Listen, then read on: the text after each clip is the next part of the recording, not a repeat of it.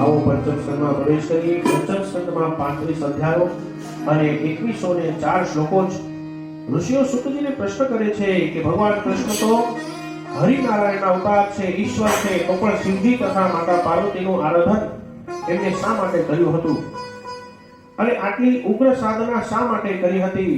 અને વ્યાસજી કહે છે કે આપણે જે ઓમકાર બોલીએ છીએ, ઓમકાર, ઓમકાર અરવિંદ સંયુક્તમ નિત્યમ ધ્યાયન્તિ યોગિનઃ પાવનં મોક્ષદં શૈય ઓમકારાય નમો. કહે છે ઓમકારમાં અંકાર, ઓમકાર અને મંકાર રહેલા છે.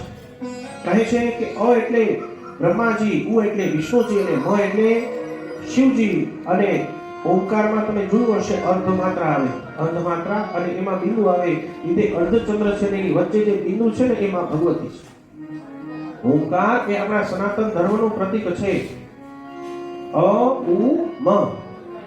અ એટલે બ્રહ્માજી, ઉ એટલે વિષ્ણુ ભગવાન અને મ એટલે મહેશ. અને એમાં જે અર્ધચંદ્ર છે એ અને એમાં જે બિંદુ માત્રા છે એટલે માં ભગવતીનું સ્થાન સૌથી ઉપર છે. અને કહે છે કે આમ પ્રકારે ઉત્તરોત્તર ક્રમપૂર્વક એકબીજાથી ઉત્તમ છે. કહે છે કે બ્રહ્માજીથી ભગવાન વિષ્ણુ ઉત્તમ, વિષ્ણુજી કરતા શિવજી ઉત્તમ અને મહેશ્વરી દેવી ઉત્તમ છે. કદાચ કોઈ શંકા કરે કે રુદ્ર તો બ્રહ્માજીથી પ્રગટ થયા હતા, તો એમ કે ભગવાન રુદ્ર ક્યાંથી પ્રગટ થયા? કે બ્રહ્માજીની ભ્રકુટીમાંથી. તો વિષ્ણુજીથી શ્રેષ્ઠ કેમ કહેવાય? તો કે બ્રહ્માજીએ સૃષ્ટિની રચના કરવા માટે શિવજીને આરાધના કરી હતી અને શંકરજીએ બ્રહ્માજીના મનોરથને પૂર્ણ કરવા માટે બ્રહ્માજીના મુખમાંથી પ્રગટ થયા હતા. ભગવાન શિવને કોઈ પૂછે કે તમારા પિતા કોણ? તો કે બ્રહ્મા. દાદા કોણ? તો કે વિષ્ણુ. અને પરદાદા કોણ? તો કે હું પોતે. કારણ કે અંતે તો એ જ છે ને, બ્રહ્માજીને વરદાન આપ્યું હતું. જેમ મેં કીધું, આપણે જોઈએ શિવ, મહાશિવ અને સદાશિવ. હવે જુઓ શિવ, જે તમે કૈલાસમાં જુઓ, તમે ભગવાન શિવજીનું સ્વરૂપ છે એ શિવ.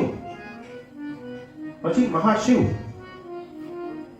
આ પૃથ્વીની રક્ષા શિવજી કરે, બ્રહ્માંડની રક્ષા મહાશિવ અને સમસ્ત બ્રહ્માંડોના અધિપતિ એ સદાશિવ.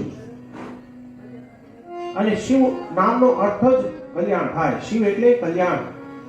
અને કોઈ તમને એમ કે શિવ લિંગ, એ શિવને શિવલિંગ સ્વરૂપે કહો, પણ તમને કોઈ કહે શંકર. શંકર એટલે ભગવાનનું જે મૂર્તિ સ્વરૂપ તમે જુઓ છો, આ મૂર્તિ સ્વરૂપ છે એને શંકરજી કહેવાય, એટલે શિવજી ન કહેવાય. નામમાં પણ ફરક છે. તમે આ ભગવાન જે છે એને શંકરજી કહેવાય અથવા તો મહાદેવજી કહો, પણ એને શિવજી ન કહેવાય. શિવ એટલે શિવલિંગ, લિંગ સ્વરૂપે છે એને શિવ કહો, કારણ કે શિવલિંગ એ નિરાકાર હોય. શિવ મહાપુરાણમાં વિશેષ વર્ણન છે. શિવ મહાપુરાણમાં વિશેષ વર્ણન છે. અને ભગવતીની કૃપા થશે, જો ભગવતીની ઈચ્છા હશે અને મહાદેવની ઈચ્છા હશે તો આવતા વર્ષે આપણે શિવ મહાપુરાણનું પણ આપણે આયોજન કરશું. ભગવતી પાસે અત્યારે આપણે સંકલ્પ મૂકી દઈએ, એ સંકલ્પ પણ પૂરો કરશે. કારણ કે જ્યારે અમે આયોજન નક્કી કર્યું ત્યારે ભગવતીએ અંદરથી પ્રેરણા કરી હશે. 2022માં સંકલ્પ કર્યો હતો કે ભાઈ આ દેવી ભાગવત કરવું, પણ પૂરું અત્યારે થયું. એટલે સંકલ્પ થાય પણ એને પૂરું કરવાનું સામર્થ્ય પણ ભગવતી જ આપે છે. આપણે નિમિત્ત બનીએ છીએ. તો અહીંયા કહે છે કે નિરાકાર સ્વરૂપ છે શિવજીનું. શિવલિંગ છે નિરાકાર સ્વરૂપ છે. જેમ કુળદેવી અલગ અલગ હોય એમ શિવજી પણ અલગ અલગ સ્વરૂપે છે. તો અહીંયા કહે છે કે યોગ માયાના પ્રભાવે વિષ્ણુજી સ્વતંત્ર નથી અને એમના યોગ્ય અવતારો થતા રહે છે. અને કહે છે કે આ બ્રહ્મ કીટ જનની, કહે છે કે બ્રહ્માજીથી લઈ અને એક નાનું એવું કીડી રૂપી જીવ એ બધાની જનની માં જગદંબા છે. એટલા માટે કહ્યું આ બ્રહ્મ કીટ જનની. બ્રહ્માજીથી લઈને એક નાનું એવું કીટ, કીટ એટલે પતંગ, પતંગિયું, એની પણ જનની માં ભગવતી જ રહેલા છે.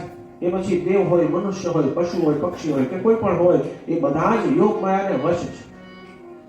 માયારૂપી દોરીથી બંધાયેલા સર્વસ્વ દેવ દેવતાઓ ભમ્યા કરે છે અને માયા દેવીની લીલાથી કરોડિયાની પેઠે બંધન પામે છે. જેમ કરોડિયો છે પોતાનો ઝાડનું નિર્માણ કરે અને એક દિવસ પોતાના ઝાડમાં જ ફસાઈ જાય, એ બહાર નીકળી શકતો નથી. બસ મનુષ્યનું એવું છે કે મનુષ્ય જાજી બધી માયામાં રહે, એક દિવસ મનુષ્ય માયામાં ક્યાં ખોવાઈ જાય ખબર પડતી નથી. અને આ રીતે ભગવાન શ્રી કૃષ્ણ એ પણ શિવજી પણ મા ભગવતીના ભગવતીએ એમના પણ મનોરથને પૂર્ણ કર્યા હતા. આ રીતે 4 સ્કંદોમાં આદિ પરાશક્તિની ઉપાસના કોને કોને કરી, એ 4 સ્કંદોમાં મેં પહેલા કીધું. હું વારંવાર, મને ઘણા લોકો પ્રશ્ન કરે કે તમે કેમ દેવી ભાગવતમાં રામજી અને કૃષ્ણજીની કથા શા માટે, તો કહે છે કે એમને પણ શિવજીની એટલે માતાજીની આરાધના કરી હતી. એટલે 12 સ્કંદમાંથી 4 સ્કંદમાં ભગવતીની આરાધના કોને કોને કરી તેની કથા છે. હવે પછી જે કથા આવશે એ માતાજીની જ કથા આવશે. હવે ટોટલ જે 8 સ્કંદ છે બાકીના 5 થી લઈને 12 સ્કંદ, એમાં માં ભગવતીની જ ચર્ચા છે. આ તો એક આધાર આપ્યો કે ભગવાન પણ માતાજીની આરાધના કરે તો માતાજી કેવા દિવ્ય છે. એ માટે કહે છે કે દ્વારકાધીશ પ્રભુ શ્રી કૃષ્ણ અને રામજીએ પણ માતાજીની આરાધના કરી. અને હવે રાજા જન્મે આતુરતા જાગી છે કે હે ગુરુદેવ, હે વ્યાસજી, આદ્ય શક્તિએ કેટલા બધા અવતાર લીધા હતા. આદ્ય શક્તિએ કેટલા અવતાર લીધા, તો વેદ વ્યાસી કહે છે કે કહેવું સંભવ નથી. ભગવતીએ કેટલા અવતાર લીધા એ કહેવું સંભવ નથી. ભગવાને કેટલા અવતાર લીધા એની વર્ણન છે કે વિષ્ણુ ભગવાને 24 અવતાર લીધા. કેટલા અવતાર લીધા વિષ્ણુ ભગવાને? 24 અવતાર લીધા. અને મહાદેવજીએ કેટલા અવતાર લીધા છે?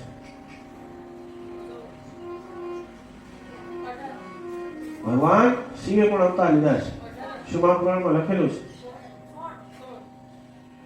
પાછળ?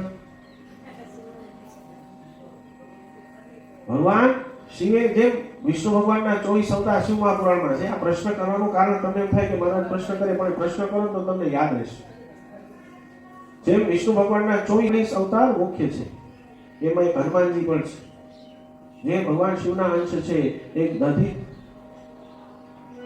મુનિ પણ રહેલા છે, અનેક પ્રકારના મુનિઓ છે. દધીચી ઋષિ પણ અને એમના દીકરા, દધીચી મુનિના દીકરા પીપલાદ, એ પણ ભગવાન શિવનો જ અવતાર છે. ઋષિ દુર્વાસા એ પણ શિવજીનો અવતાર છે. અરે એ વાત છોડો, ભગવાન શિવ એના ભક્ત માટે ભિક્ષુક બન્યા છે, ભિક્ષુવરી અવતાર છે. અઘોર બન્યા છે, અઘોરી બન્યા છે. સત્યોદાત, હવે જેમ માતાજીનું આપણે મહાપૂજા કરીએ છીએ એમ ભગવાન શિવની પણ પંચવક્ત્ર પૂજા છે. ભગવાન શિવના 5 મુખ છે, 15 નેત્ર છે. ભગવાન શિવના 3 નેત્ર, 5 મુખ વાળા ગણી લો, 15 નેત્ર, 10 હાથ. એવા ભગવાન શિવે અનેકો અવતાર ધારણ કર્યા છે. અને કહે છે કે માં જગદંબિકાએ અનેકો અવતાર લીધા છે. એની અવતારના સંખ્યા ગણવી સંભવ નથી. અનેકો અવતાર લીધા છે, કારણ કે જેટલા કુળ એટલા કુળદેવી. જેટલા કુળ તમે ગણી લો. આ જગતમાં કેટલા કુળ છે, કેટલા વંશજો છે, તમે એની ગણના કરી શકો? જેટલા કુળ એટલા કુળદેવી. આપણે બધા અહીંયા બેઠા છીએ તો આપણા બધાના કુળદેવી મોટે ભાગે ભારતમાં ગોત્રી છે તો બિંદુ છે, પણ જે અહીંયા બેઠા છે એ બધા કુળના અલગ અલગ દેવીઓ છે. હવે તમે એની ગણના કઈ રીતે કરી શકો? એટલે ભગવતીના અવતારોની સંખ્યા ગણના. અને આપણે એમ ન સમજવું કે ભગવતી કેવળ શુંભ નિશુંભને મારવા માટે આવે છે. માતાજીના એટલે તો અનેક નામ છે, એટલા માટે કહ્યું ઓમ રક્ત બીજવદકારિણ્યૈ નમઃ, ઓમ શુંભ નિશુંભવદકારિણ્યૈ નમઃ, ચંડમુંડવદકારિણ્યૈ નમઃ, મહિષાસુરઘાતિન્યૈ નમઃ, બિંદુક્ષિણીદેવ્યૈ નમઃ. અનેક અવતાર ધારણ કરે છે. એટલા માટે કહ્યું છે. અને ઘણીવાર અમને લોકો પ્રશ્ન કરે કે આ તમારા સનાતન ધર્મમાં આટલા બધા દેવતાઓ, 33 કોટી દેવી દેવતાઓ, આટલા બધા દેવતા હોય, કોઈ એક ન હોય? પણ આપણી જે સંસ્કૃતિ છે વિવિધતાથી ભરેલી છે. વિવિધ અનેક પ્રકારની ભાષાઓ છે, અનેક પ્રકારના પ્રાંતો છે. તો કહે છે, અને ભગવતીએ ખાલી અલૌકિક રૂપ નહીં, લૌકિક રૂપ પણ ધારણ કર્યા છે. લૌકિક અને અલૌકિક. હવે તમે કહો કે ભાઈ લૌકિક અને અલૌકિકમાં ફરક શું? તો કહે છે કે અલૌકિક એટલે જેમ માં જગદંબા છે, મહાલક્ષ્મી છે, મહાકાલી છે, ગાયત્રી માતા છે, બિંદુક્ષિણી માતાજી છે, શન્ના એટલે કે રાંદલ માતા, એ બધા અલૌકિક દેવી છે. અને લૌકિક એટલે જેમ કે આપણે ખોડિયાર માતા છે, એ લૌકિક દેવી છે જે પ્રગટ થયા છે. પછી સંતોષી માતા છે, યથા સમયે જે અવતારને ધારણ કરવાની જરૂરત હોય. અને હું તો એમ કહું છું કે જેટલા મનુષ્ય એટલા ભગવતી, જેટલા મનુષ્ય એટલા ભગવતી. તમે એમ કહી શકો કે દરેક વ્યક્તિ આટલા કહે છે કે લગભગ 750 કરોડ મનુષ્ય અત્યારે આ પૃથ્વી ઉપર છે. 750 કરોડ. એ બધાના જ મન એક સરખા હોય, એક સરખા હોઈ શકે? ચલો એ તો વિશ્વની વાત છે. આપણા ઘરમાં 5 વ્યક્તિ રહેતા હોય તો 5 ના મન એક હોય. તો દરેકના વિચારો અલગ છે. તો દરેકના દેવી એક કઈ રીતે હોઈ શકે? જેટલા મનુષ્ય એટલા દેવીઓ, એટલા મનુષ્ય એટલા દેવીઓ. એટલા માટે તો આપણો ભારત છે ને વિવિધતાઓથી ભરેલો છે. આપણા ભારતમાં જુઓ, દર 2 મહિને ઉત્સવ આવે, દર 2 મહિને ઉત્સવ આવે. અને શાસ્ત્રમાં કહ્યું છે કે વ્યક્તિને જો 2-3 દિવસ સુધી કઈ સારા વિચાર ન આવે ને તો મનુષ્ય પાગલ બની જાય. તમારા મનમાં જો વિચાર ન આવે ને તો મનુષ્ય જીવી ન શકે. અને માં જગદંબા અનેક પ્રકારના રૂપે કૃપા કરવા આવે છે. દુશ્મનોને, પાપીઓને, દુષ્ટોનો વધ કરવા માટે આવે છે. અને માં ભુવનેશ્વરી, યોગેશ્વરી, જગદંબિકા, માં વિશ્વની ભાંડોદરીની અનેક પ્રકારના અહીં અવતારો થયા છે. અને માં જગદંબિકાએ અવતારો શા માટે લીધા એનો ઉત્તર હે ગુરુદેવ વેદવ્યાસજી મને આપો. અને વેદવ્યાસજી કહે છે કે જે કોઈ પણ આ જગતમાં માં ભગવતીની કથા નથી સાંભળતા એને આ જગતમાં આવીને કશું જ કર્યું નથી. અને કહે છે માં ભગવતીની કથા તો સાંભળવી જોઈએ. એટલા માટે કહ્યું નમો દેવ્યે મહાદેવ્યે શિવાય સતતં નમઃ નમઃ પ્રકૃત્યે વદરાય નિયતા પ્રણતાસ્મતા. માં જગતજનની જગદંબિકાને વાલામાં વાલું કોઈ હોય આ જગતમાં, આ જગતમાં સૌથી પ્રિયમાં પ્રિય કોઈ વસ્તુ હોય તો એ આ શ્રીમદ દેવી ભાગવત છે. એમના ચરિત્ર છે. જેમ આપણને ભૂતકાળમાં થયેલી સારી ઘટનાઓ કેમ સરસ રીતે આપણને યાદ આવે તો આપણે કેવા પ્રસન્ન થાય, એવી રીતે માં ભગવતીનું ચરિત્ર એમને વિશેષ રીતે વાલું છે. અને એટલા માટે તો આપણે નવરાત્રીમાં શા માટે ચંડીપાઠ કરીએ છીએ? દુર્ગા સપ્તશતીનો અમારા છે અત્યારે જે પાઠ કરે ચંડીપાઠ, દુર્ગા સપ્તશતીનો પાઠ એ ઉત્તમ સ્તોત્ર છે માતાજી. અને હવે ભગવતીના જ ચરિત્રો એમની જ કથાઓ છે. અને હવે જગદંબિકામાં મેદાનમાં ઉતરી રહ્યા છે. અને કહે છે કે પૂર્વ કાળે, અહીંયા કોઈ કાળ નિશ્ચિત નથી, કહે છે કે એક મન્વંતરમાં પૂર્વ કાળે મહિષાસુર નામનો એક દૈત્ય હતો.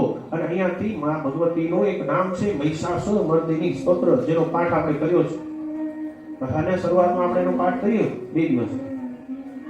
તો મહિષાસુર મર્દિની કહે છે કે મહિષાસુર નામે એક પૂર્વકાળે દૈત્ય હતો. એના શાસનમાં દેવો અને દાનવોનું ભયંકર યુદ્ધ થયું હતું. અને આજની કથામાં મોટે ભાગે યુદ્ધનું ઘણું વર્ણન છે. કારણ કે માં ભગવતીએ આ જગતમાં જેટલી વાર ભગવાન વિષ્ણુ, આપણે જોઈએ કે વિષ્ણુ ભગવાને અનેકો અવતાર લઈ અને દૈત્યોનો વધ કર્યો, પણ એનાથી પણ અગણિત સંખ્યામાં માં ભગવતીએ અનેક દૈત્યોનો વધ કર્યો છે. તમે જો માતાજીના હાથમાં અનેક પ્રકારના અસ્ત્ર શસ્ત્ર છે. અને જગતમાં કહ્યું છે કે તમે કેવલ શાસ્ત્રને હાથમાં લઈને ચાલો એ યોગ્ય નથી. ધ્યાનથી સાંભળજો.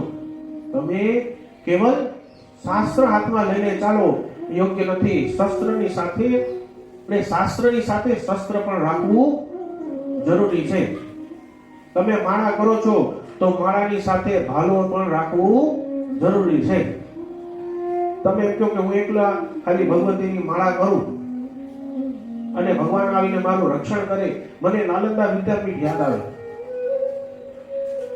આપણે કહીએ કે આપણી અંદર સાત્વિક ગુણ જરૂરી છે, પણ સાથે રાજસી ગુણ પણ જરૂરી છે અને તમો ગુણ પણ જરૂરી છે. વખત આવે ક્રોધ કરવો પણ જરૂરી છે.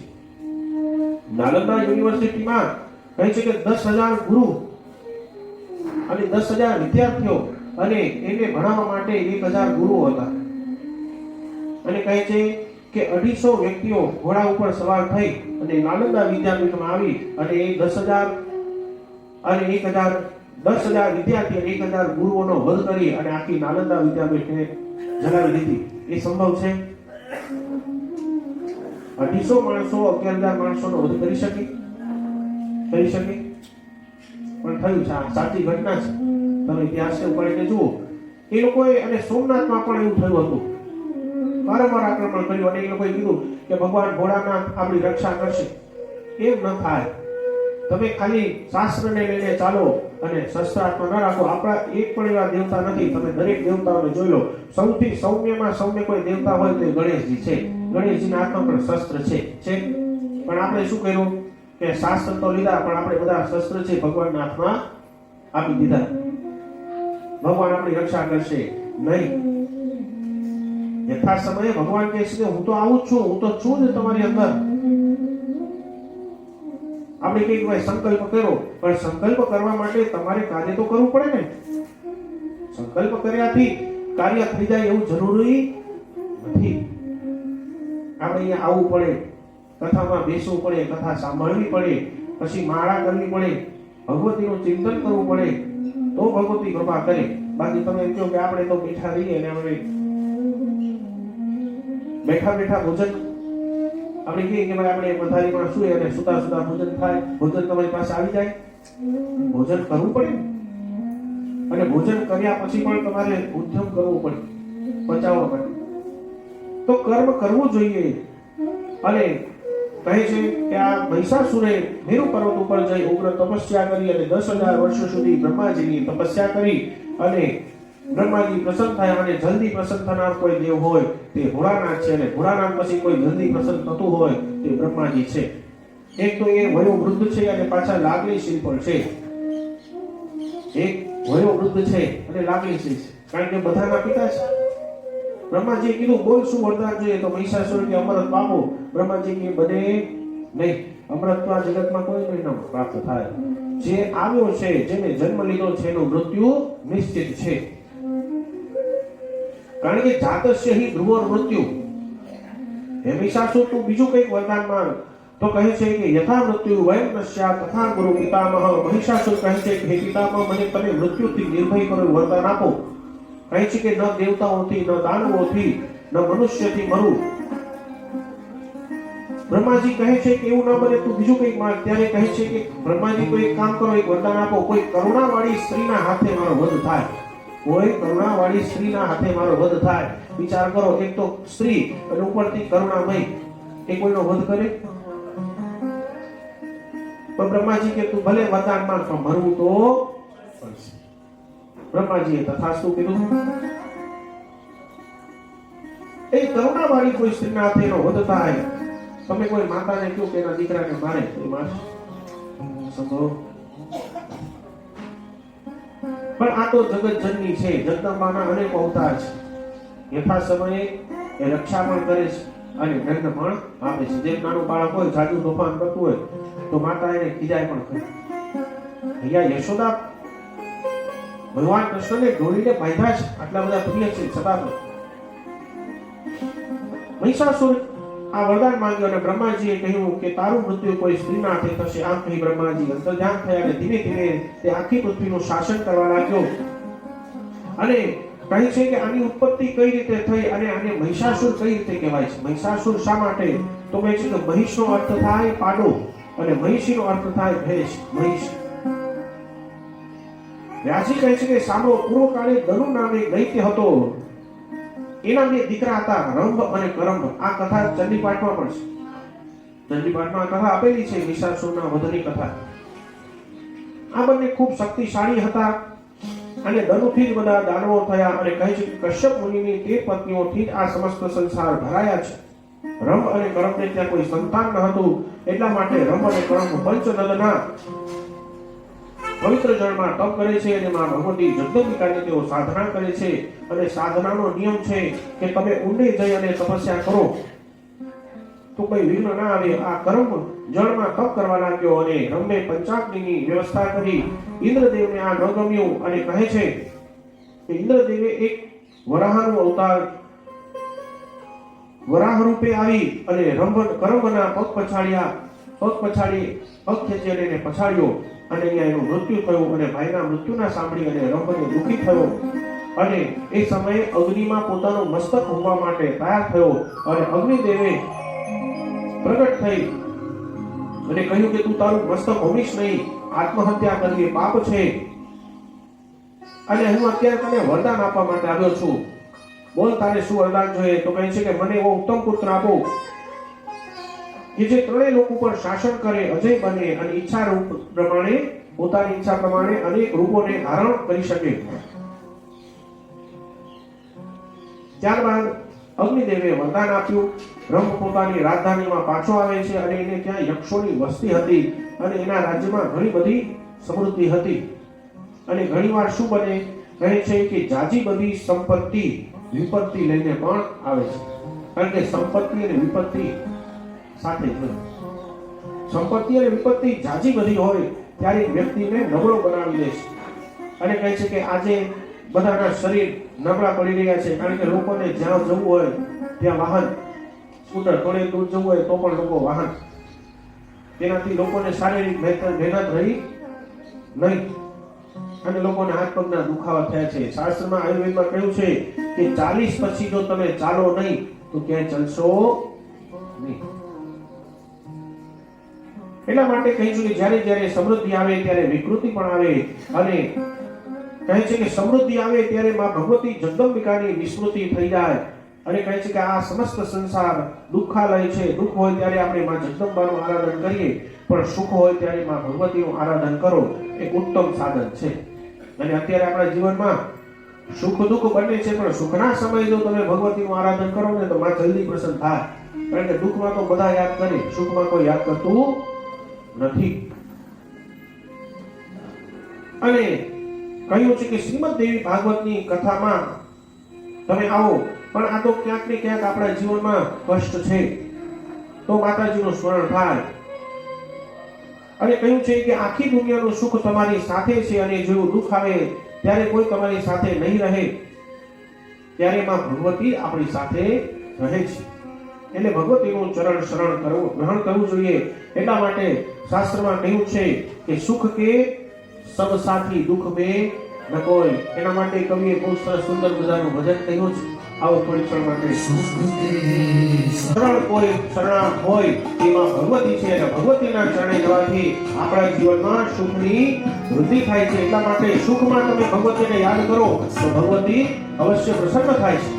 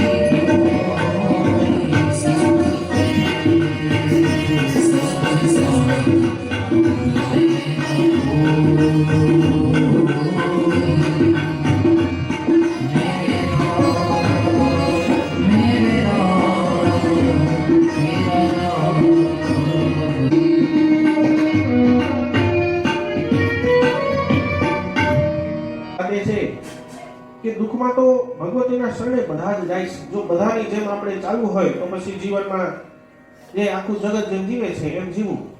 બાકી જો તમારે મહત્વપૂર્ણ જીવન જીવવું હોય, પેલું કહે છે ને કે કેટલું જીવ્યા એ મહત્વનું નથી, પણ કેવું જીવ્યા એ મહત્વનું છે.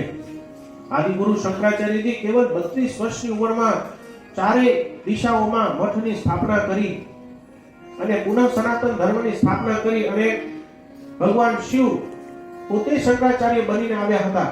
એટલે આપણા સનાતન ધર્મમાં કોઈ સર્વોચ્ચ ગુરુ હોય તે આદિગુરુ શંકરાચાર્ય છે. બોલો શંકરાચાર્ય ભગવાન કી જય. તો કહેવું છે કે તમે ભગવતી પાસે આયુષ્યની કામના કરો, પણ નિરામય એટલે કે નિરોગી આયુષ્ય અને સુખ જીવનમાં જોઈતું હોય તો ભગવતીનું ચરણ શરણ ગ્રહણ કરવું જોઈએ. આ તરફ મહિષાસુરને વરદાન મળ્યું એટલે સમસ્ત જગતમાં તે શાસન કરવા લાગ્યો અને ગર્વિષ્ઠ થયેલા મહિષાસુરે કહે છે કે પોતાના જે સૈનિકો છે એને બધી જગ્યાએ મોકલે છે અને કર વસૂલવા લાગ્યો છે. અને એનો સેનાપતિ ચિક્ષુર નામનો સેનાપતિ સ્વર્ગમાં આવી અને ઇન્દ્રદેવને કહે છે કે તમે સ્વર્ગ ખાલી કરીને જતા રહો. અને આ સાંભળી ઇન્દ્રદેવ ક્રોધિત થયા અને કહે છે કે તારો સ્વામી અભિમાની બન્યો છે. એને કહે છે કે સ્વર્ગ જોઈતું હોય તો યુદ્ધ કરવું પડશે અને હું એને જાણું છું. એ પાડારૂપી મહિષાસુરને હું જાણું છું. એ ઘાસ ખાઈને જીવનારો છે. અને કહે છે કે આ મહિષાસુર નો જન્મ કઈ રીતે થયો? તો કહે છે કે એનો પિતા રંભ એક ભેંસ ઉપર આસક્ત થયો અને પશુ વચ્ચેનો અને મનુષ્ય વચ્ચેનો ભેદભાવ ભૂલ્યો, એના ઉપર આસક્ત થયો અને ભેંસ ગર્ભવતી થઈ. અને થોડા સમય પછી એક બીજો કોઈ મહિષ આની સાથે યુદ્ધ કરવા આવે છે. એમાં રંભનું મૃત્યુ થાય છે. અને રંભનું મૃત્યુ થયું ત્યારે પેલી જે મહિષી હતી એ રંભની સાથે ચિતામાં કૂદી પડે છે અને કહે છે કે ધગધગતી ચિતામાં તે કૂદકો માર્યો અને ભેંસના મધ્ય ભાગમાંથી મહાબળવાન જે રાક્ષસ ઉત્પન્ન થયો તેને મહિષાસુર કહેવાય છે. અને કહે છે કે મહિષી એટલે ભેંસમાંથી ઉત્પન્ન થયો એટલે એનું નામ મહિષાસુર પડ્યું. અને બીજી તરફ રંભના શરીરમાંથી એક અસુર ઉત્પન્ન થયો, રંભના રક્તમાંથી ઉત્પન્ન થયો એટલે એનું નામ પડ્યું રક્તબીજ. આ મહિષાસુર અને રક્તબીજ બંને ભાઈઓ છે. આ મહિષાસુર તમામ રાજ્યોને જીતી લઈ સંસાર ઉપર શાસન કરવા લાગ્યો. અને આ ચિક્ષુર સૈનિકે ઇન્દ્રદેવને કીધું અને એને ઇન્દ્રદેવે ત્યાંથી કાઢી મૂક્યો અને એને કહ્યું કે જા એને કહેજે કે સ્વર્ગ જોઈતો હોય તો એમને મળે નહીં, એના માટે યુદ્ધ કરવું પડે. અને ચિક્ષુર કહે છે વિવેકપૂર્વક બોલ્યો. અહીંયા એને એના સ્વામીને જઈને એમ કીધું કે ઇન્દ્રદેવે આમ કીધું તેમ કીધું, કારણ કે સેવક છે. એને એમ ન કીધું કે આમ બોલ્યા તેમ બોલ્યા. કહે છે કે સેવકનું કર્તવ્ય છે કે સ્વામી આગળ સત્ય વચન બોલે, પણ કહ્યું છે કે શાંત સ્વભાવે કહેવું જોઈએ. કહે છે કે દૂતે કેવી ફરજ બજાવવી જોઈએ. કહે છે કે સાચા સેવકે એની સ્વામીની સમક્ષ સત્ય બોલવું, અપ્રિય એવું બોલવું જોઈએ નહીં. ઘણી વાર આપણને કહે કે ભાઈ આ અમે ગયા હતા તમારા માટે, તમે અમને કીધું તો અમે એની પાસે ગયા, અને એમ કહી દે કે આમ બોલ્યા તેમ બોલ્યા, ઓલાને ગુસ્સો આવી જાય. એટલે અહીંયા વિવેક ધારણ કરવો જોઈએ. આપણે કોઈના વિશે કોઈ આપણને કહે કે ભાઈ આ વ્યક્તિ કેવા, તમે એમ કહો તો આ તો આમ છે તેમ છે, એમ કહેવાય નહીં. આપણે આપણા વિવેકનો પરિચય, હા સારું છે, તમારા આંગળી ચીંધેલું અને તમે કોઈના માટે સારા શબ્દ બોલો અને વ્યક્તિનું કામ સાધ્ય થઈ જાય તો આગેને આ તો કે ને આંગળી ચિંદાનું પુંજ, આંગળી ચિંદાનું પુંજ. કહે છે કે જે જનતાનો પ્રતિનિધિ હોય એને આડું અવળું બોલાય નહીં. એટલે આજે છાપામાં પ્રેસ વાળા છે એ બધા જે તે વસ્તુ પેપરમાં લખી શકે નહીં. ખૂબ વિવેક રાખવું જોઈએ. અને શાસ્ત્રમાં કહ્યું છે કે તમે સવારે વહેલા ઉઠો ત્યારે સારું એ છે ભગવાનનું નામ લેવું જોઈએ. પણ આપણે તો શું છે કે નિયમ બનાવી લીધો છે કે સવારે ઉઠો એટલે સર્વપ્રથમ પહેલા શું જોઈએ? ચા. ચા વગર ચાલે નહીં ભાઈ. અને ચાનો સાથી છાપું. અને છાપામાં શું હોય? હા, મોબાઈલ પણ એમાં છાપું વાંચે ને, ન્યૂઝ વાંચે. અને છાપામાં પહેલા પાનામાં જુઓ તો તમને સકારાત્મક વાત જોવા મળશે નહીં, નકારાત્મક જ હોય. ભાઈ આમ થયું, તે થયું, આનું મર્ડર થયું ને આ ને તે, એ જ વાંચવા મળે. તમને બીજું કઈ સારી વસ્તુ પહેલા પાને હોવી જોઈએ, સારી વસ્તુ અંદર એ છેલ્લા પાને હોય. બોલો. અને પછી લોકો કહે કે ભાઈ અમારો દિવસ તો આજે કઈ સારું ઉડું જ નહીં. જો ખબર નહીં કોનું ખોટું છે. હા હા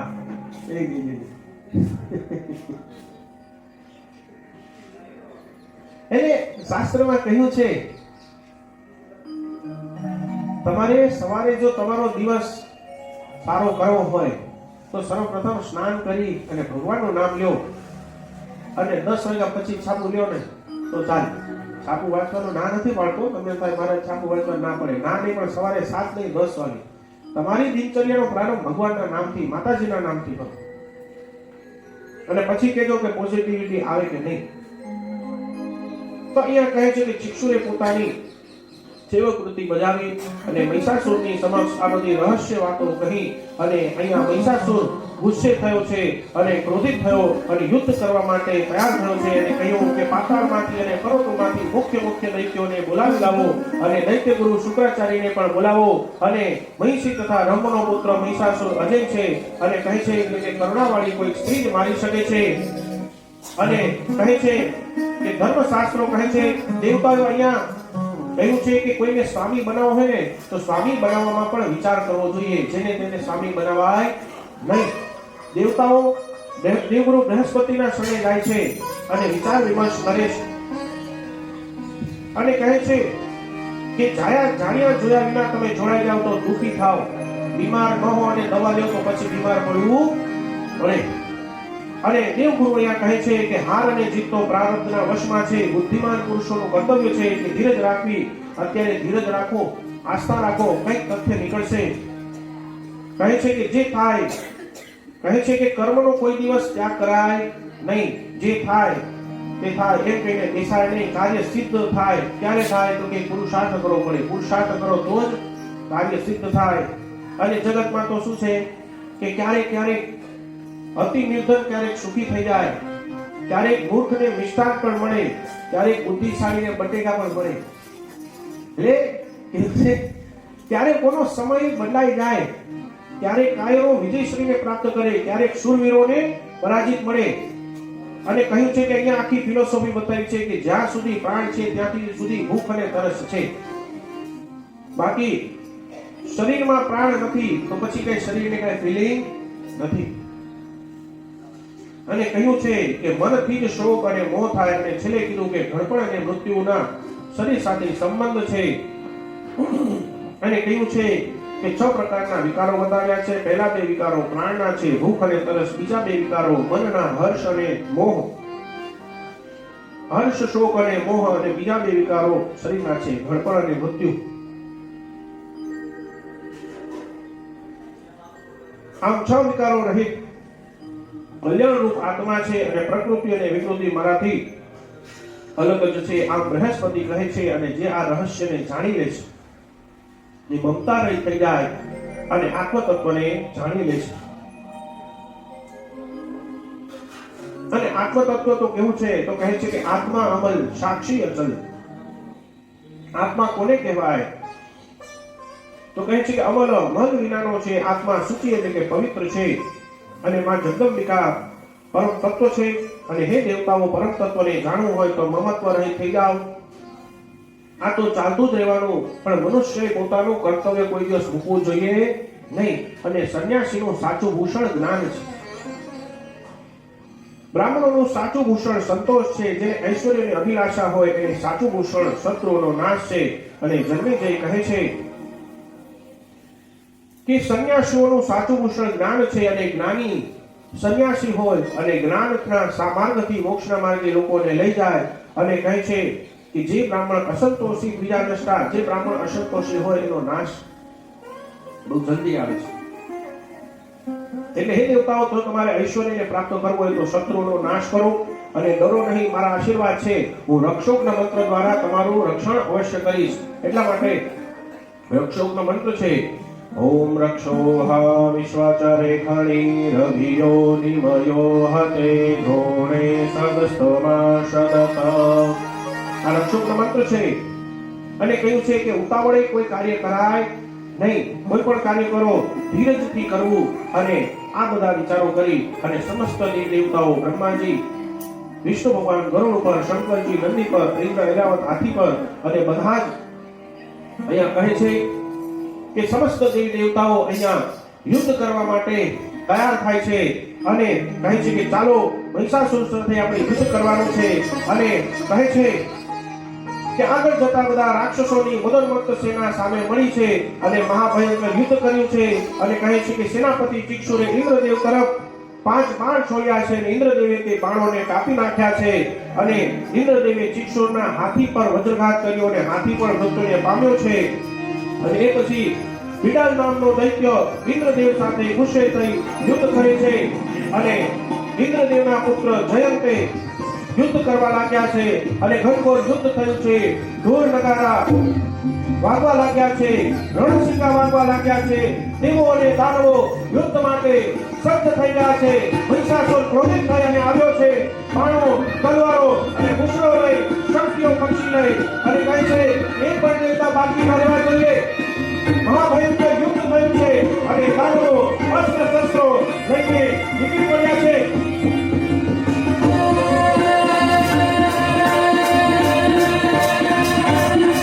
ઉત્પન્ન કરી અને એવું પરાક્રમ કર્યું કે દેવતાઓ આ પરાક્રમને જોઈ અને આશ્ચર્યચકિત થઈ ગયા અને દૈત્યો જય જયકાર કરવા લાગે છે.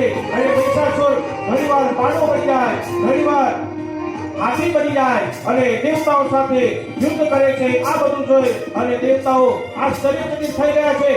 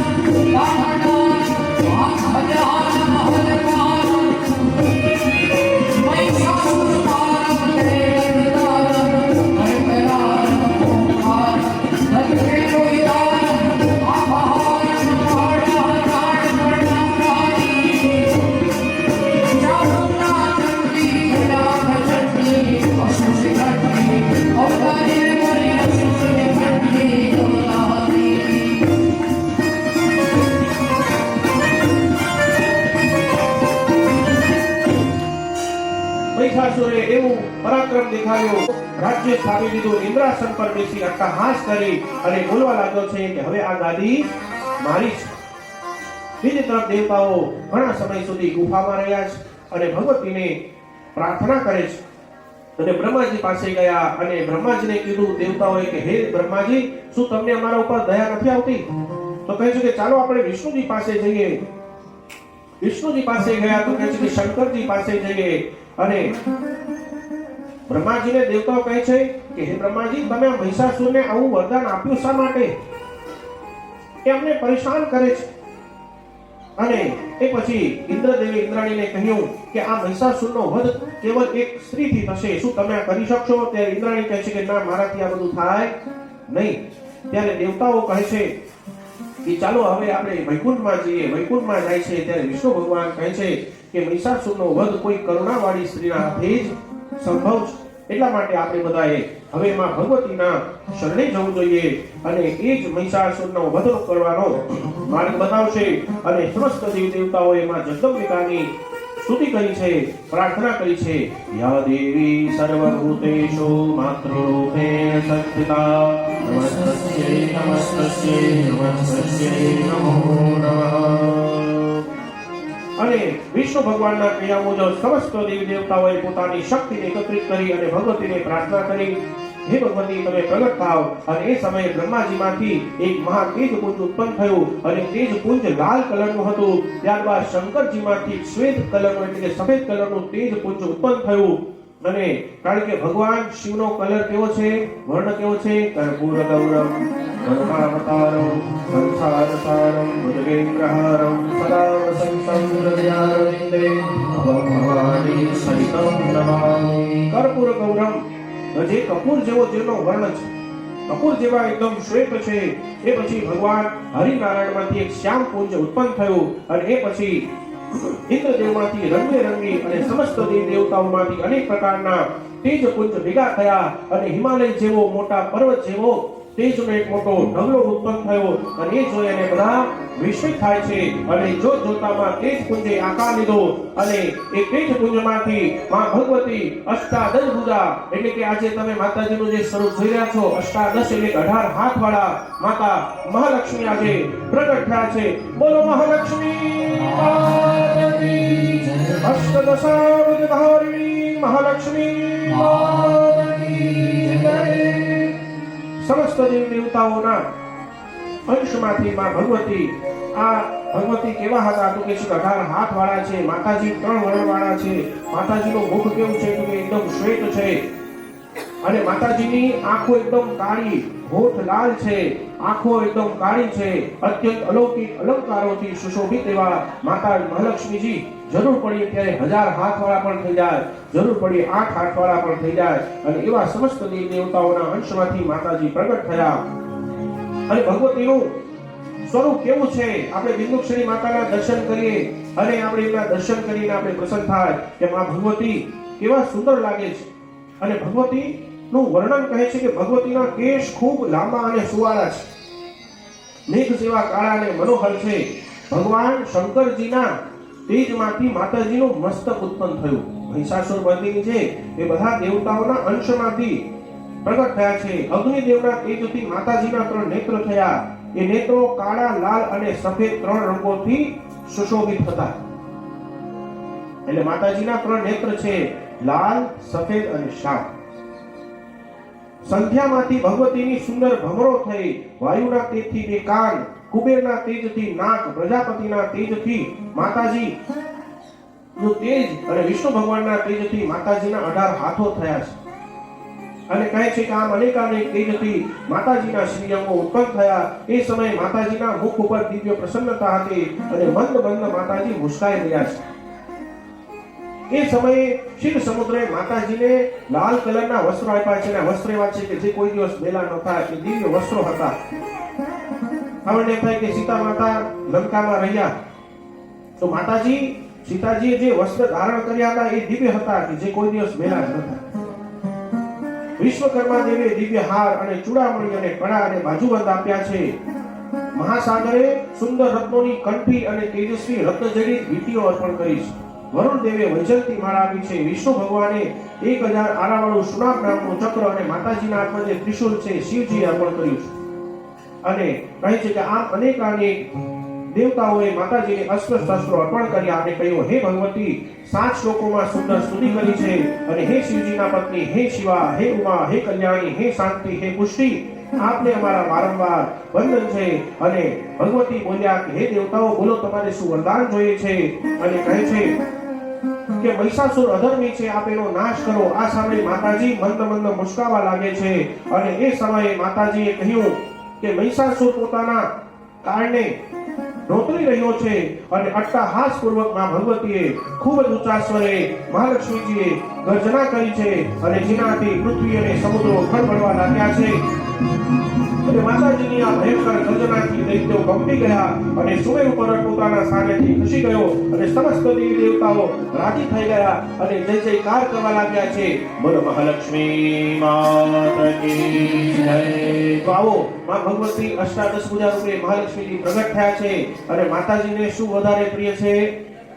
માતાજીને રાસ વધારે પ્રિય છે.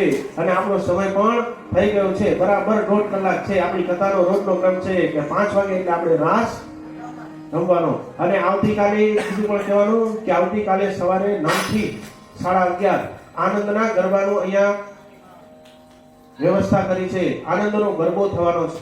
તો આ બધા એમાં આમંત્રિત છો. આ બધા આનંદનો ગરબો શ્રવણ કરવા માટે અને ભગવતીનું આરાધન કરવા માટે અવશ્ય બધાજો. સવારે 9 થી 11:30 આ બધા એમાં અવશ્ય બધાજો. તો આવો માં ભગવતીનો એક સુંદર રાસ થઈ જાય. કારણ કે આપણે છીએ માતાજીની બાર, માટે રમવો છે રાસ. આવી જાઓ માં ભગવતીના શરણે આપણે થોડીક ક્ષણ માટે અને માં ભગવતીના નજીક જઈએ. બોલ મહાલક્ષ્મી માતકી જય.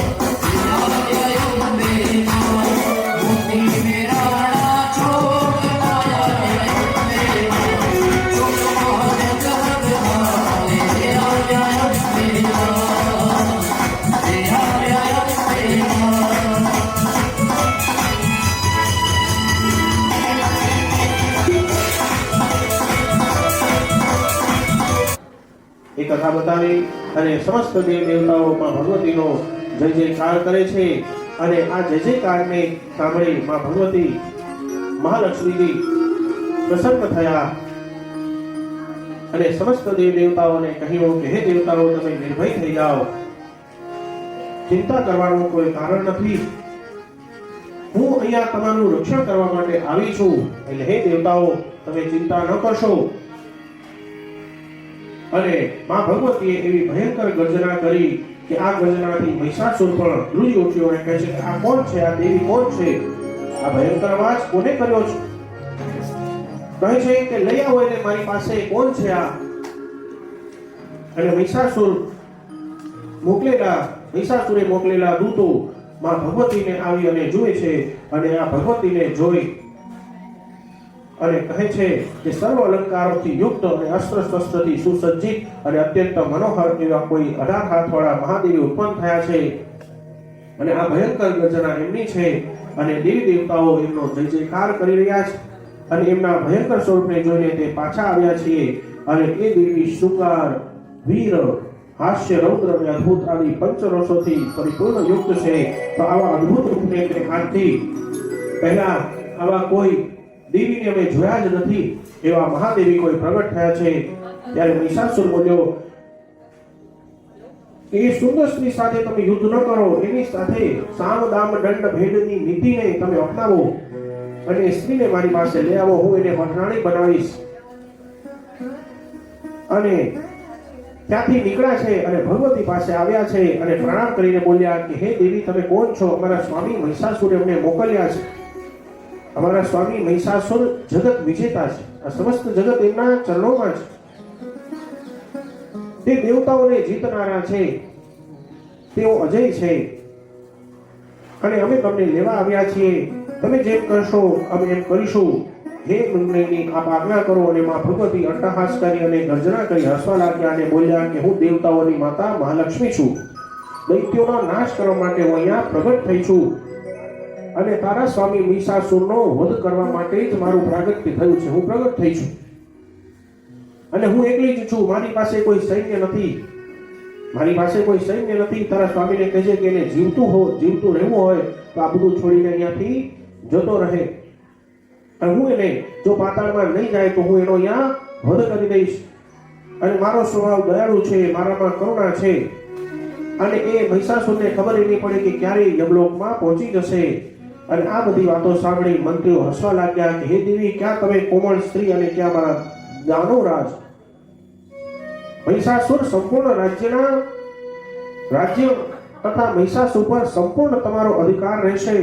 મહિષાસુર તમારા સેવક બનીને રહેશે. તમે ક્રોધને ત્યાગી, તમે એમના પટરાણી બની જાઓ.